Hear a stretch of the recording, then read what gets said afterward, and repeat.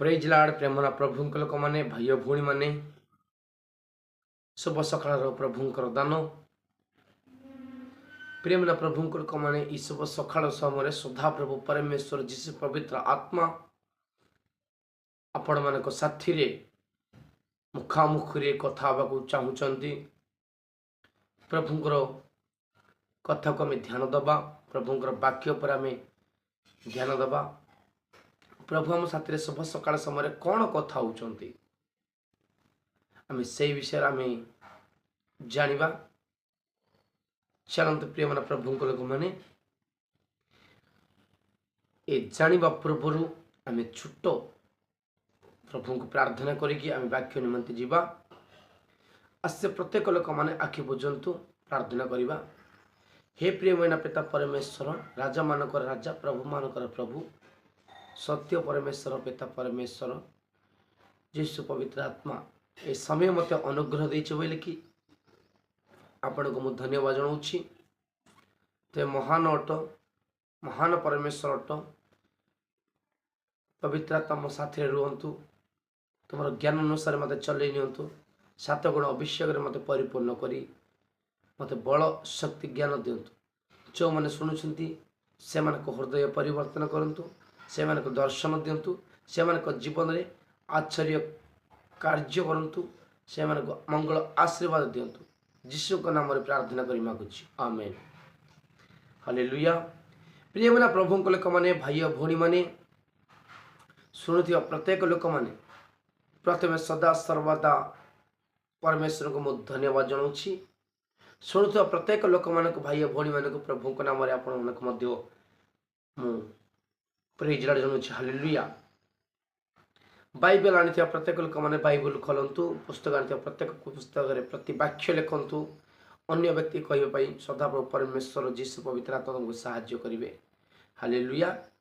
चलतु देखिए वाक्य आज प्रसंग किपरि प्रार्थना करा जीवो प्रभु निकट में किपरि प्रार्थना करा जीवो हालेलुया। चलते प्रेम प्रभु लोक मैंने ये वाक्य में ध्यान दबा वाक्य पर ध्यान दिंतु वाक्य पर आशा करी रुहतु प्रभु कथा होउछंती।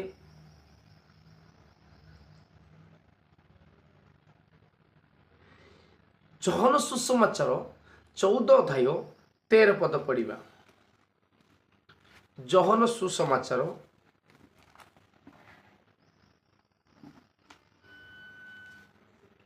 जहन सुसमाचार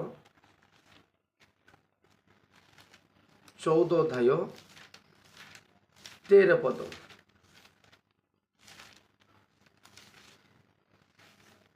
सदा प्रभु परमेश्वर कौन कहते आम जाना। जहन सुसमाचार 14 अध्याय 13 पद पुणी पुणी पिता जेपरी पुत्र ठारे महिमान्वित कहती एथि निमंते तुम माने मो नाम जहा किछि मागिबो ताहा मु करिबी। जदि तुम माने मो नाम कौन सी विषय मते मागिबो मु ताहा देवी करिबी लिखि सदाप्रभु परमेश्वर कहउछन।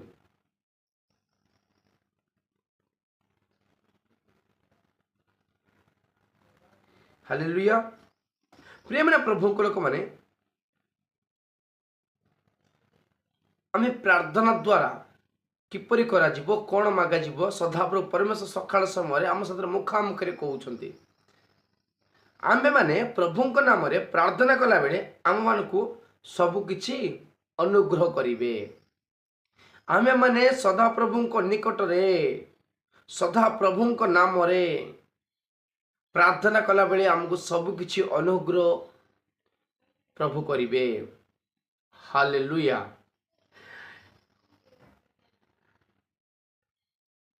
अनेक लोक माने प्रार्थना किपरि करूछंती बेले आ नारे ता नारे प्रार्थना कला बेले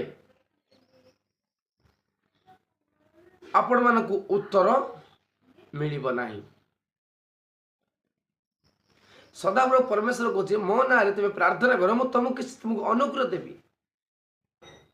अनेक लोक व्यक्ति कर ना प्रार्थना कर प्रार्थना उत्तर मिलूना मन इच्छा प्रार्थना करुछंती इच्छा प्रार्थना करुछंती। प्रेम प्रभु खबर आपण मान जीवन में प्रभु कार्य देखा हेले आपण जीवन में प्रभु आशीर्वाद पाइबा हेले आपण मान जीवन में प्रभु को महिमा कृपा अनुग्रह पाइबा हेले सर्वप्रथमे प्रभु को नाम रे प्रार्थना करने को पड़िबो। हालेलुया। कहाना रे प्रार्थना करिला बेले प्रभु जीशु को नाम रे सर्वप्रथम प्रभु जीशु का नाम रे प्रार्थना करने को पड़ियो। प्रिय मन प्रभु को लोक माने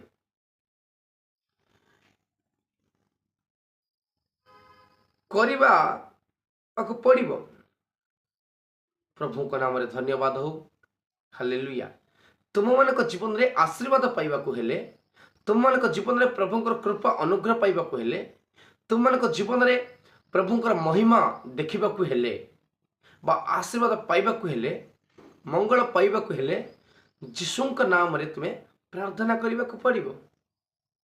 तुम्हें आकर ना ता ना प्रार्थना कले प्रेमना प्रभु को मैंने किछि पाई परिबो तार पाइबो नाही उत्तर मते तुमको मिलिबो नाही बोली कि वाक्य जणाउछि। सर्वप्रथमे सदा प्रभु नाम रे प्रार्थना करने उचित। देखो प्रेमना प्रभु लोक मैंने आज आपण मैंने स्टार्ट करूँ प्रभु नाम रे प्रार्थना कर तुम्हें जानतु तुम जीवन रे ये नूतन वर्षर नूतन आशीर्वाद आपण मान को प्रभु अनुग्रह करिवे। हालेलुया। इटे रम्य पुस्तक मध्य 8 अध्याय 26 पद पढ़िले मध्य रम्य पुस्तक 8 अध्याय 26 आउ कई आउ सही प्रकारे आत्मा मध्य आम मान दुर्बलतार साहाय्य करती कारण कौन प्रार्थना करने उचित ताहा आम माने जानू ना किंतु आत्मा संचय कथनीय आर्तनादरे आम मान निमंते निवेदित करती। प्रियमेरा प्रभु को लोक माने प्रार्थना करिला समय मरे पवित्र आत्मा को साहाय्य लोड़ा आम मानू आमे कौन प्रार्थना करूँ आमे जानू ना। प्रेमना प्रभु को लोक माने अनेक लोक माने ऊपर ऊपर प्रार्थना करुछंती मन इच्छा प्रार्थना करुछंती सदा प्रभु परमेश्वर जीशु कहउछंती पवित्र आत्मा को द्वारा तुमको साहाय्य लोड़ा। प्रभु को आत्मा द्वारा तुमको पवित्र आत्मा को द्वारा आपण मन को साहाय्य लोड़ा।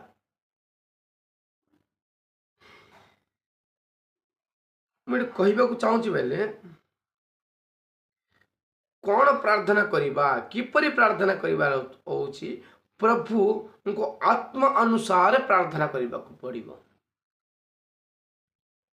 पवित्र आत्मा को अनुसार प्रार्थना करिबा को पड़ियो। प्रिय मन प्रभु को लोक माने मु तुमको प्रथमे कहली सदा परमेश्वर के नाम रे प्रार्थना करा जीवो। 2 नंबर मु कहूची जीशु के नाम रे प्रार्थना करा जीवो। ये 3 नंबर पवित्र आत्मा को द्वारा तुम को साहाय्य द्वारा पवित्र आत्मा का नाम अनुसार प्रार्थना करा जीवो।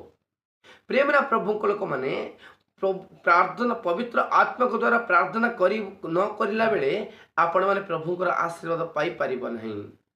पवित्र आत्मा को द्वारा प्रार्थना तुम करिन तुम प्रभु का कृपा अनुग्रह पाइबो नहीं। ये पवित्र आत्मा कहते मो अनुसारे पवित्र आत्मा को अनुसार आम प्रार्थना करने उचित। हालेलुया।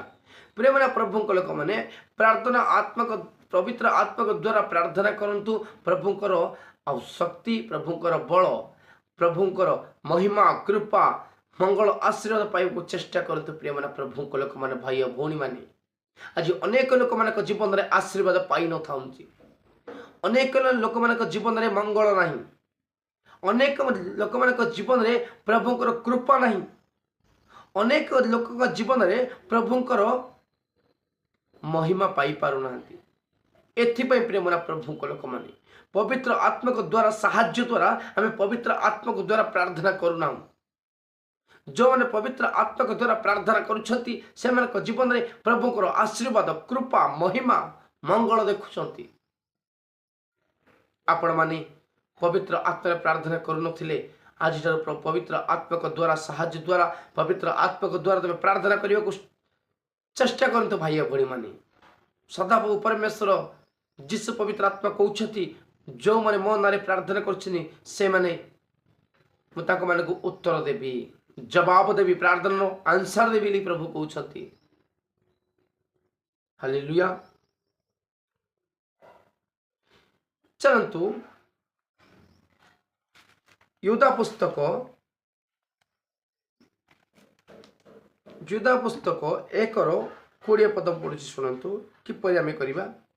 किंतु प्रिय माने तुम्हें माने आपण मानक अति पवित्र विश्वास उपरे चलते प्रिय माना प्रभु लोक मैंने ये कौन कहते मान अति पवित्र विश्वास उपरे हे प्रिय माना प्रभु लोक मैंने भाई भौणी माने आमे अति पवित्र विश्वास उपरे प्रार्थना करने को पड़ो। आपण मान धर्म जीवन रूप ग्रह निर्माण कर विश्वास पर प्रभु को ऊपर आम धर्म जीवन रूप ग्रह निर्माण करने को पड़ो। प्रिय माना प्रभु को लोक मान पवित्र आत्मा रे प्रार्थना कर। प्रिय माना प्रभु को लोक माने आम आत्मिक स्थिर रहा हेले विश्वास करने को पड़ो। आम अति पवित्र विश्वास पर रहा पड़ो, विश्वास भरोसा करने को पड़ो। आपण मैंने धर्म जीवन रूप ग्रह निर्माण कल पवित्र आत्मा प्रार्थना कर। प्रभु को ऊपर आम जब ग्रह निर्माण करने को हेले प्रभुंकर पत्थर पर जीसस कृष्ण को पत्थर पर आम जब घर तैयारी करने को हेले गृह निर्माण करने को हेले आम पवित्र आत्मा को द्वारा प्रार्थना करने को पड़ो। देखो प्रिय मना प्रभु को लोक मैंने अनेक लोक मान जीवन में अविश्वास आसूची जीवन में विश्वास रोनी। सदाब परमेश्वर कहते तुम विश्वास कर धैर्य धर साहस धर तुम्हें विश्वास कर पवित्र आत्मा के नाम प्रार्थना करो। जो माने धर्म जीवन पर ग्रह निर्माण करुछंती पवित्र आत्मा प्रार्थना करो।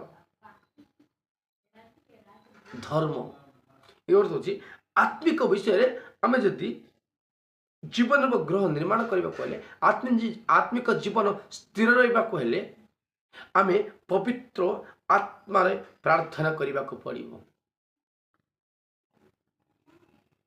अनेक लोक माने आत्मिक जीवन ग्रह ढली पड़ुछि कौन पाई प्रिय मना प्रभु लोक माने ताकि आत्मिक विषय रे प्रार्थना करूना। सर्वप्रथम विश्वास अविश्वास करुछंती मो जीवन रे मो आत्मिक जीवन रे मते बहुत बल मिलिबो कि नहीं। अनेक अविश्वास रहउछंती प्रभु ये कहउछंती विश्वास उपरे अति पवित्र विश्वास पर प्रार्थना करो। धर्म जीवन ग्रह को तुम्हें निर्माण करो और निर्माण करने को हेले पवित्र आत्मा प्रार्थना करो। पवित्र आत्मा साहाय्य द्वारा आम प्रार्थना करने को पड़ो। प्रिय माना प्रभु को लोक माने आज आम पवित्र आत्मा को द्वारा प्रार्थना कले आम आत्मिक जीवन आउ बल पाऊँ। आत्मिक जीवन रे शक्ति आसुची। आत्मिक जीवन तुम स्थिर रहा हेले पवित्र आत्मा को द्वारा प्रार्थना करने को पड़ो, विश्वास करने को पड़ो, भरोसा करने को पड़ो। प्रिय माना प्रभु को लोक माने ये प्रभु कहते धार्मिक गृह निर्माण पवित्र आत्मा को प्रार्थना आपण माने विश्वास करंतु पवित्र आत्मा को भरोसा करंतु प्रेमना प्रभु को लोक माने ए वाक्य अनुसार जो माने जीवन यापन करूछंती